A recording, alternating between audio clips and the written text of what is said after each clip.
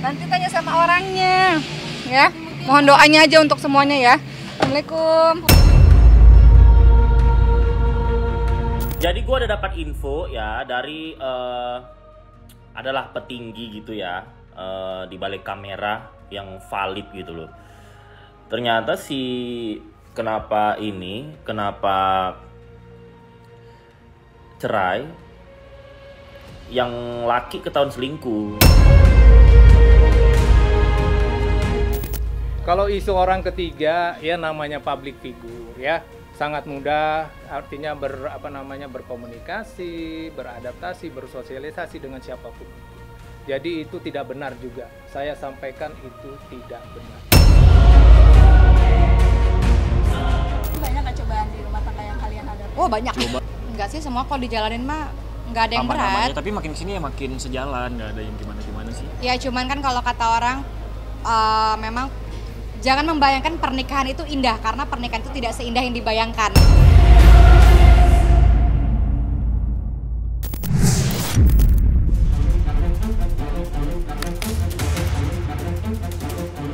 Di tengah gugatan perceraian antara Ria Ricis dan Teuku Ryan, masih terdapat beberapa isu miring yang hingga sampai saat ini masih ramai diperbincangkan oleh halayak luas. Ya, dari banyaknya pro dan kontra atas keputusan Ricis menggugat Ryan, tak sedikit orang menduga jika perpecahan yang terjadi di antara keduanya ialah buntut dari hadirnya sosok orang ketiga dalam rumah tangga mereka. Dan tudingan tersebut sama halnya dengan sindiran yang dilontarkan oleh TikToker bernama Satria Mulia, yang baru-baru ini membuat sebuah sindiran terhadap aktris berinisial R yang akan bercerai karena perselingkuhan. Jadi gue udah dapat info ya dari adalah petinggi gitu ya di balik kamera yang valid gitu loh.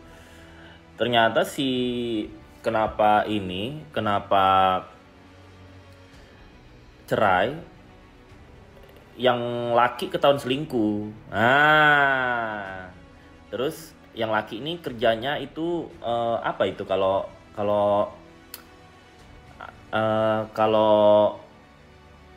orang Jawa bilang serabutan ya. Nah, ada enggak gitu loh. Enggak jelas, enggak ada kerja tetap. Waktu dia kerja tetap juga gajinya UMR ke bawah itu. Jadi dia numpang sama istrinya supaya naik aja gitu. Emang sih si R ini memang ganteng buat si cewek. Ya buat si cewek sih ganteng, tapi kalau buat orang-orang kota di Jakarta sini itu masih. Kalau bagi gue yang internasional ya kan, yang udah ke 11 negara, yang muka-muka begitu ya aura-aura tukang warung Aceh jualannya sama aja. Pernah aku ketemu di Kalibata pagi-pagi, hitam aslinya. Ya biasa aja sih. Ya gue kalau bukan teman gue ya gue sombong orangnya, karena nggak penting juga gitu. Kalau buat si cewek ya itu ganteng, buat orang-orang kampung kayak kalian ya ganteng. Tapi buat orang-orang Jakarta no, begitu mah masih muka kelas C kelas D.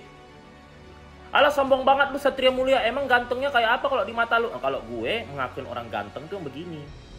Nah, yang begini. Yang terakui di dunia. Nah, itu baru.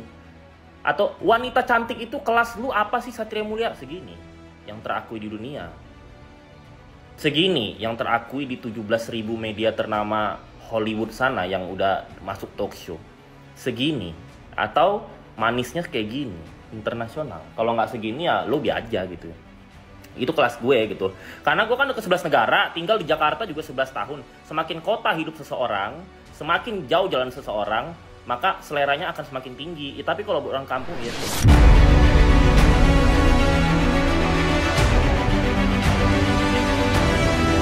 Hanya sekedar ngejok konten. Kalau salah ya salah. Bisa berlatih. Saksikan bersama saya Vista Putri pukul 18.00 hanya di Cumi. Visit di cumi-cumi.com.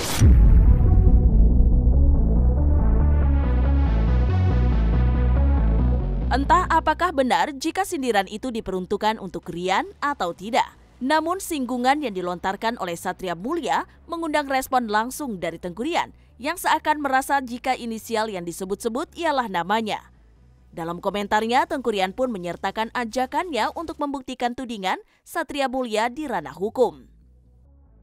Sudah fitnah ya? Oke, ketemu aja biar tahu semuanya, kita jalanin pakai proses hukum. Ujar Rian membalas singgungan Satria Mulia. Lantas akankah Tengku Rian benar-benar ingin menyelesaikan masalah ini di ranah hukum? Loh, ini siapa yang komen ini? Hah? Lu siapa ini cuy? Lu siapa nih bro? Kok nongol di sini? Kok ngerasa? Hah? Tuh kan? Aneh-aneh deh. Tuh, kok bawa-bawa hukum? Ya udah, lu laporin gue. Nanti gue tunggu ya surat panggilannya. Nanti gue klarifikasi ya. Nih, ini gue dibilang ya. Ya, kalian semua nonton di sini ya. Kok lu bisa komen di sini? Apa ini masalahnya ini? Ini fitnah apa ini? Ini nggak tahu, gue nggak ngerti ini. Nama sepupu gue Ria. Nama sepupu nyokap gue Ria. Nama sepupu nenek gue Ria. Kok nongol di sini lu, cuy? Tuh kan. Kadang ya orang-orang ini ya nggak disentil, nggak disebut namanya ya. Nggak digibahi, tiba-tiba dia nongol. Tuh. Aduh bro, gue udah capek bro. Gue ini udah 15 kali urusan hukum. Masa harus 16 kali? Ya udah nggak apa-apa. Kalau lu memang ngerasa, lu laporin. Nanti kalau misalnya nanti tiba-tiba gue dipanggil, dapat surat panggilan, gue datang. Kantor polisi mana bro? Jakarta Selatan, Jakarta Pusat. Ya nanti kalau memang mau proses hukum, ya udah lu laporin. Ya, gue. Kenapa lu ngerasa? Hah? Kenapa lu ngerasa? Kenapa ini? Kenapa ini ngerasa? Emang gue nyindir lu? Ayo, gimana nih ceritanya nih? Kalau isu orang ketiga, ya namanya public figure ya, sangat mudah, artinya berkomunikasi, beradaptasi, bersosialisasi dengan siapapun itu. Jadi itu tidak benar juga. Saya sampaikan itu tidak benar. Tidak ada perselingkuhan baik yang dilakukan oleh Rian maupun oleh pihak sebelah. Oke. Kalaupun ada isu-isu lain di belakang itu yang santer, aduh, saya nggak mau berkomentar terlalu jauh gitu. Dan itu tidak. Saya pastikan bahwa, dan saya langsung berbicara dengan ayahanda, ayah daripada Rian, dan beliau juga banyak bercerita bagaimana beliau menempatkan diri beliau, dan seperti biasa orang Aceh, orang yang sangat santun dan hormat, tahu adab ya. Jadi kalau umpamanya ada pemberitaan terlalu campur tangan urusan ini, sekali lagi saya sampaikan itu tidak benar ya. Dan itu mungkin akan jadi isu sentral nanti yang akan disampaikan oleh pihak sebelah di dalam ruang pengadilan.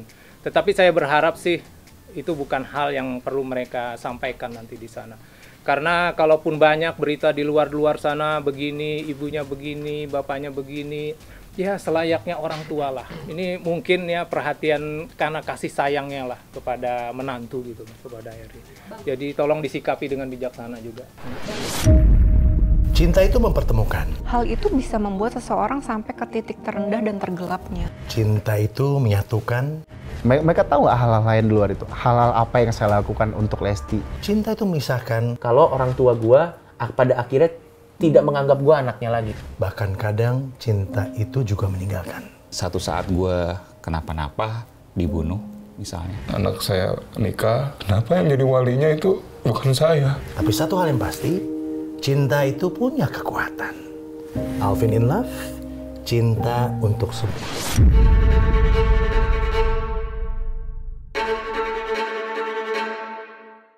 Munculnya desas-desus perihal dugaan orang ketiga dalam rumah tangga Ria Ricis dengan Tengku Rian memang belum dapat dibuktikan dengan jelas terkait kebenarannya.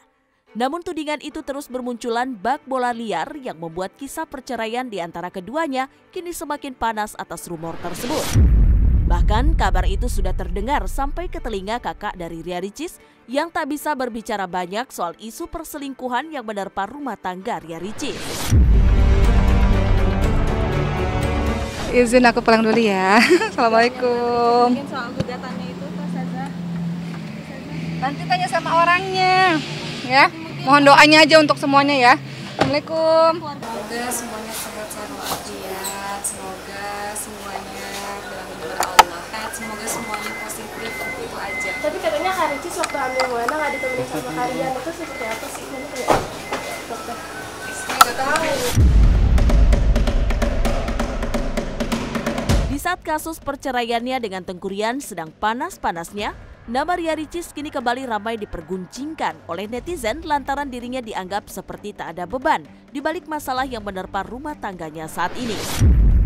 Ya, seperti diketahui sebelumnya, jika Ricis kini tengah pergi berlibur ke luar negeri dengan para kerabatnya. Dan di sela-sela liburannya, ibu satu anak itu justru menampilkan raut wajah bahagia dalam konten yang dibuatnya. Mana sih nggak kelihatan? Sekarang kita udah kelar dari kali guys, ini kayaknya berapa derajat? Badan ya. Kalau yang dikatakan orang zaman sekarang healing itu pergi jalan-jalan, itu sebetulnya bukan terlalu seperti itu harusnya. Ini kan jalan-jalan rupanya berupaya untuk mengalihkan pemikiran supaya tidak memikirkan kasus, tapi bahagia pergi kemana-mana belanja-belanja gitu. Tapi lupa, nggak semua orang bisa, karena kadang-kadang dalam keadaan liburan seperti itu justru kemudian terjadi pemikiran. Jadi artinya nggak healing juga, dia mengalami pemikiran tentang masalah yang ada. Sebetulnya nggak usah terlalu jauh-jauh, nggak usah jalan keluar kota, nggak usah apa. Kalau kita mau menenangkan pikiran adalah melakukan introspeksi, lalu kemudian mencari orang yang bisa membantu untuk mengarahkan kita, meminta orang untuk berdiskusi tentang masalah ini, itu yang bisa sebetulnya. Orang-orang ada karakter-karakter yang memang mereka secara emosi itu mudah sekali untuk naik turun ya. Kita bukan masuk gangguan, tapi emosinya itu ekspresif sekali. Jadi kalau happy kelihatan happy, nggak happy ya dia akan cepat merespon atau mengekspresikan gitu, entah lewat tulisan, cuitan, opini, atau ekspresi wajah dan lain sebagainya gitu. Jadi ini bisa jadi salah satu memang karakternya seperti itu, cukup ekspresif, mengungkapkan emosi dan perasaannya gitu. Jadi ada sesuatu hal yang dia tidak suka, dia langsung ungkapkan. Ada sesuatu hal yang membuat dia senang, ya pasti dia akan tertawa. Ada sesuatu hal yang mungkin baru dipikirkan aja gitu ya, langsung dia ungkapkan gitu. Banyak nggak cobaan di rumah tangga yang kalian hadapi? Oh banyak. Enggak sih, semua kalau dijalanin mah nggak ada yang berat. Tapi makin sini ya makin sejalan, nggak ada yang gimana-gimana sih. Ya cuman kan kalau kata orang, memang jangan membayangkan pernikahan itu indah, karena pernikahan itu tidak seindah yang dibayangkan. Diketahui sidang gugatan perceraian antara Ria Ricis dan Tengku Ryan akan segera dilaksanakan pada 19 Februari mendatang. Tentu jelang jalannya sidang perdana, segala persiapan pun tengah gencar dilakukan oleh kedua belah pihak. Seperti pada halnya yang dilakukan oleh Tengku Ryan yang sudah menunjukkan kuasa hukumnya. Lantas seperti apa kesiapan pihak Tengku Ryan jelang sidang perdana yang akan diselenggarakan pada 19 Februari mendatang? Iya, udah pasti Mbak. Iya, istri yang disayangin, anak yang dicintain, sekarang menggugat cerai, galaunya minta ampun gitu. Saya pun juga hampir tiap malam ditelepon, diminta tolong buat ngobrol doang. Jadi sebelum tanggal 19 masuk di ruang pengadilan seperti biasa, kalian tahu selalu akan dimintakan oleh majelis hakim, yuk mediasi dulu ya. Kami pun juga secara personal ini juga akan melakukan upaya mediasi. Keluarga Ricis itu keluarga yang sangat mengerti soal agama. Dan itu memang faktanya Mbak OSD itu melakukan gitu. Beliau menjembatani ya, mempertemukan, mencari solusi dan segala macam. Dan itu kita nggak pungkirin dan sangat kita hargai dan terima kasih lah atas yang dilakukan oleh saudara ya, berarti ya OSD itu berarti kakak ya, kakak langsung gitu. Kalau lihat ceritanya sih ya memang tujuan daripada pergi ke Mekah itu kan dalam rangka itu, biar mereka juga bisa mendekatkan dan mendapatkan jawaban yang ini. Soal mereka kembali akhirnya dari pihak sebelah untuk memutuskan, walau alam, kita nggak bisa prediksi. Dan ingat sampai sekarang Ryan adalah suami sahnya Ria Ricis. Mengenai sidang perdananya, insya Allah nanti di tanggal 19 Februari 2024. Karena udah karena sudah mempunyai anak atau sudah dikaruniai anak, tentu anak kan kalau misalnya dikabul atau tidak dikabulkan kudu jelas dia ikut siapa itu anak. Nah ini penggugat meminta agar dikabulkan gugatannya berada dalam asuhan penggugat gitu. Dan selain dari pengasuhan anak tersebut, penggugat minta agar biaya kehidupan anak itu dibebankan kepada tergugat. Ya kalau nafkah batin, inilah saya tuh mesti hati-hati nanggepin apa nama yang di luaran ini, dianggurin setelah melahirkan, ya. Nah itu tuh mesti hati-hati kita. Khawatirnya itu bukan dari apa namanya hati yang paling dalam oleh RY. Jadi kata saya menasihatin Rian untuk lebih bijaksana menanggapi itu. Artinya kamu pun juga harusnya bisa wise, bisa bijaksana, bisa mengajak lebih pelan. Mungkin ya RY mungkin belum siap, mungkin untuk ini makanya bicara seperti itu kan. Mungkin juga itu kode atau tanda-tanda gitu loh. Jadi yang jelas klien saya Rian menyatakan tidak benar bahwanya dianggurin. Itu perlu saya garis bawahi, itu tidak benar sama sekali ya. Rian itu orang yang sangat bertanggung jawab dan menjaga marwahnya ya. Jadi tidak benar sama sekali Rian itu tidak memberikan nafkah ya. Sampai dengan saat ini baik rumah, ada 2 rumah malah yang dibeli saat ini tuh semua artinya hasil bersama gitu loh. Rian tuh memperlihatkan semua bagaimana dia memberikan nafkah itu kepada saya. Tapi ini cukuplah itu untuk konsumsi nanti di dalam ruang pengadilan gitu. Curhat baik Rian maupun RY tidak ada mempersoalkan mengenai Mona harus ikut siapa dan bagaimana. Karena ini adalah pengasuhan bersama. Walaupun secara kumulasi di dalam surat gugatan diminta oleh RY untuk hak asuhnya. Tapi itu biasalah, itu biasa. Dan sampai sekarang akses Rian untuk bertemu, untuk bisa membawa Mona keluar dan segala macam itu tidak pernah dibatasi oleh ini. Walaupun, nah ini mungkin yang sedikit kita sayangkan, semua izin dan apa-apa tuh nggak bisa langsung ke RY, selalu lewat manajernya. Tapi it's okay, itu bukan satu problem. Yang penting Rian masih bisa bersama-sama dengan anaknya yang tercinta. Dan itu kita syukurin semua gitu.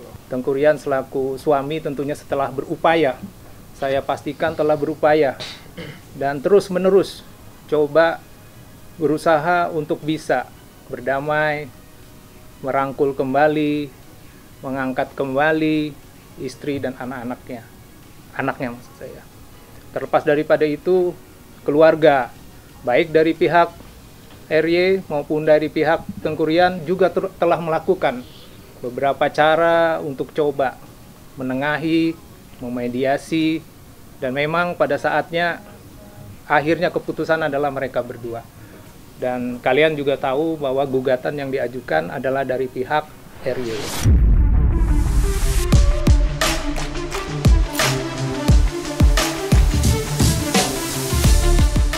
Nah, selesai sudah Cumi Lovers. Saksikan terus Cumi Camp In-Depth, kabar lengkap, mendalam, dan akurat dari narasumber terpercaya.